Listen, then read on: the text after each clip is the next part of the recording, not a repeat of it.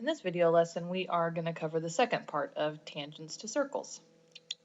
A few things that we need to review is Pythagorean theorem. Remember, if you have a right triangle and two of the sides you can solve for the third side using the formula a squared plus b squared equals c squared, where c has to be the hypotenuse, which is the line opposite of the right angle.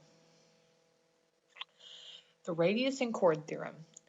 A circle's radius is perpendicular to the chord of that circle, then that means that the radius bisects the chord. So remember, bisect means that a line is divided in half. So if you have a radius and a chord and it has a 90-degree angle right here, then you know that this chord is divided in half by the radius. So this side would equal this side. So let's do an example. In the figure, it says that FL equals 5. So this line right here is 5. And it says that HL is 8.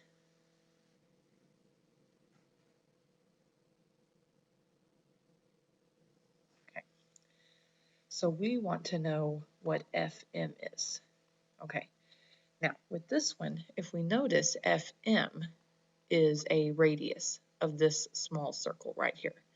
If we also notice, FG is a radius of this small circle as well. So, since all radii are going to be the same length, if we can find FG, then we can also know what FM is.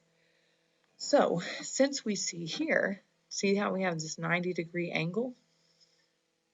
And it's at 90 degrees, and FE is a radius. So this radius is intersecting this chord at 90 degrees. So we know that HG equals GL. We know that this radius is bisecting line HL. So if line HL is 4, then we know that GL is 4. So now all we have to do to find FG is use Pythagorean theorem. A squared plus b squared equals c squared. So here, remember 5 is across from the right angle, so that has to be our c. So we can say a squared plus 4 squared equals 5 squared. So that gives us a squared plus 16 equals 25. We're going to minus 16 from both sides, and that's going to give us a squared equals 9.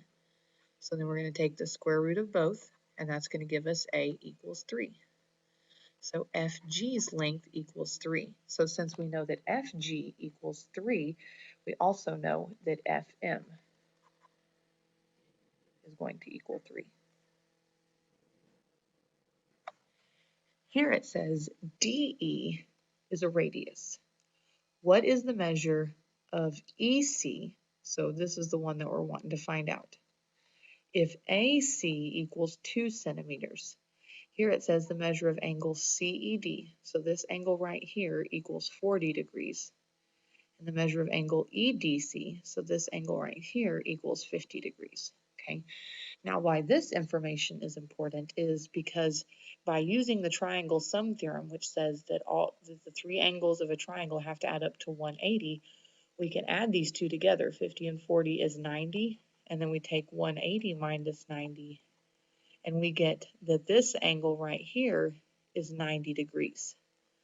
What that tells us is that this radius is intersecting this chord at 90 degrees. So that tells us that it's bisecting this chord. So since we know that, we can say that AC equals EC.